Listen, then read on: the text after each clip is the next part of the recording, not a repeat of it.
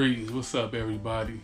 Today I want to talk about where you can legally fly drones if you're a recreational flyer or if you're a 107 pilot flyer.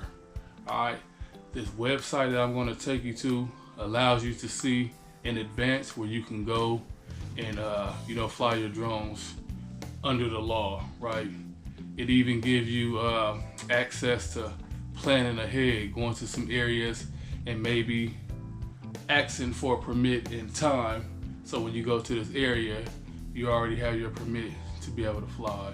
All right, so I'm gonna give you the name of the website, which is UA Sidekick, and you can download this app on your phone, which is like the best thing. You can also put it on your computer, which I'll show you a screen as well. But it's better to have on your phone, so when you go to these different areas and you get there, you can fly without no problem. I know a lot of people talk about going to areas trying to fly and then they have no access. They're denied, to be able to fly. So going to this website, you can go on the app and, like I say, know in advance where you can fly or where you want to fly, and then you can kind of look at the map. Again, I'm gonna show you what I'm talking about so you can get an idea how the map looks, and then you can go from there. All right, so you won't have as many problems and you won't be violating too many laws going to certain places and being able to fly. And you can kind of challenge people too that say that you can't fly in the area, when you can pull up this website and they can see that you get FAA clearance to be able to fly legally. All right, so again, I'll show you the website and then I'll go into a little bit more details of some other things that you can do.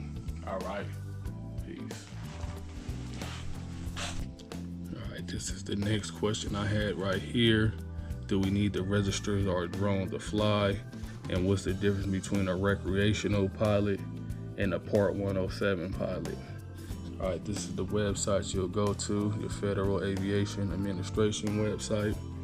All right, and you must register your drone. Anybody who have a drone, for the most part, you need to register them.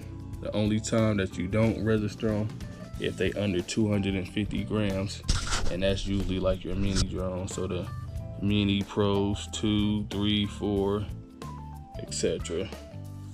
All right, so you do, like I said, if it's more, gotta register here.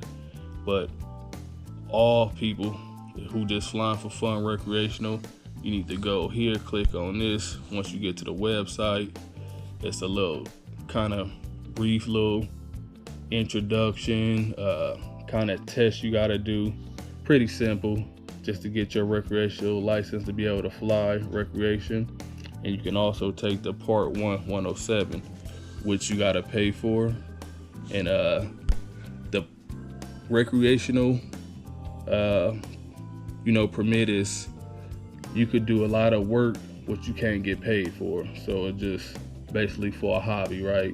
Then if you get the Part 107, that's the one where you can actually make money and do real estate work for people, construction work, flyovers, and different type of things like that. So knowing the difference and knowing what exactly you want to do with the drone makes a difference. If you really want to make money, then you need to get that 107. But if it's really about the fun and just a hobby and creativeness, then you can get the recreational. And this is the website you go to. They tell you everything you need. Again, if it's over 250 grams, you got to get it registered. You'll get a ID number that you got to put on the side of your drone. This is the information that you need. All right, again, it's a registration fee for the Part 107 per drone, which is valid for 3 years. And limited recreational operation also is a $5 cover, and it covers all your drones in your inventory for 3 years. All right, so once your drone is registered, like if you registered as a recreational, you can't switch it and make it be a Part 107 or vice versa. So if it's a Part 107, you start off making money, then you can't switch it to be recreational. So each drone gonna have its own thing. So you might need multiple drones depending on what you want to do. The registration age to be a drone pilot is 13 years old. You got to be a U.S. citizen. All right, for foreign operators, FAA will consider the certificate issued to be recognized of ownership rather than a certificate of U.S. aircraft registration. So they got to do a little different thing. If you're not a U.S. citizen, gotta, do your due diligence and dig a little bit deeper. All right, again, this is where you can register for your drone. Register a drone online at FAA Drone Zone. All right, and that's if your drone must weigh less than 55 pounds. All right, once you got a registered drone, you'll receive a FAA registration certificate. All right, and you must keep this certificate with you so you can print it out. All right, either on your phone or, like I say, print it out and have it in your possession at all times. So if somebody come and asks you about it, say you're in a park and a park ranger come ask you about it, you can pull it out, show them that, you complying with the law and what FAA requires. All right. Failure to register the drone may result in regulatory and criminal penalties, so you definitely want to register that drone. All right, y'all, so I hope that was valuable information for all my people who starting off with drone, who didn't know, some of this information. Now you do. Now you know the website to go to and to be able to either register your drone or just get your either Part 107 permit or your recreational operation permit. All right, y'all. Thank y'all for tuning in. Travel with Mike T and Fee. Mike Drone and Travel. We'll catch you on the next episode. Peace. This is all about drone information. All right, this is the UA Sidekick app with a website. Right now I'm on my laptop, so I'm here to agree. All right, now we on here. So you could type in the address that you want to go. So I'm gonna come here and I'll go downtown Oakland. All right, so let's see, let's search the map. Downtown Oakland Association. We'll go with downtown Oakland. All right, so you see it zooming out. It's taking me to downtown Oakland. And now you can see that I'm here. Right. So let's see if I can zoom in and out. So if I zoom out a little bit, you can see the areas where you can't fly, where you can fly with no problems, or where you might need some permits to fly. Alright, so all the circles tell you something different. I'm gonna click on each circle so you can see exactly what it means. So let's go back in and we'll hit Alameda. So once we click on this area, this is what pops up. We're in the area of the Metropolitan Oakland Airport, so you gotta get permission from them.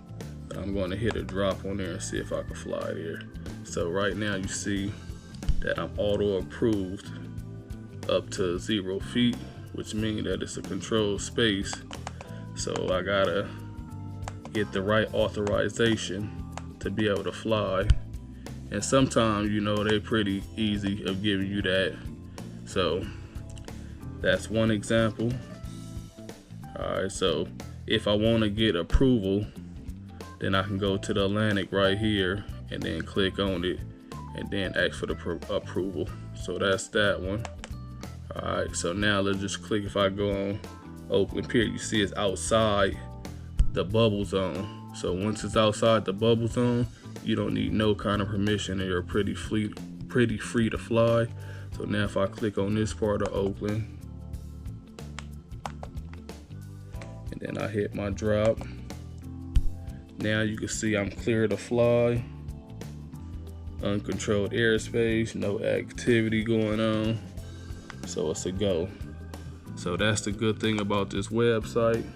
Let's try it one more time. So now I hit the pink one. I hit no bubble. Now we're gonna hit this one here. So if I want to go to Concord and see it's class D. All right, again, I can get approved by going to LAANC. So definitely got to get the right permission. All right, so going back out, again, you see it, US Sidekick, and then you can see all the areas where you can fly or need permits. And most of the areas that's gonna be the circles are around airports. So if you're close to some type of airport, then that area gonna be bubbled. But like I said, if you click and give them, the right reason of why you wanna fly, more than likely they'll give you the time. But you wanna do this in advance as well. So if you know you wanna fly in that area, I'll do it a couple hours before and get the approval, and then that way you can tell them exact time you want to go fly out there. All right, y'all, so that's that. All right, again, this works all over the United States, so not just the Bay Area. I'm in Oakland, but you could use this no matter where you at. All right, y'all, to the next situation. Remember, go to that YouTube page, Travel with Mike TNF, by Mike Drone and Travel. This is how it look when you on LAANC. Alright, when you go on the website and get approved, you'll get the approval notice and the code and the directions to follow.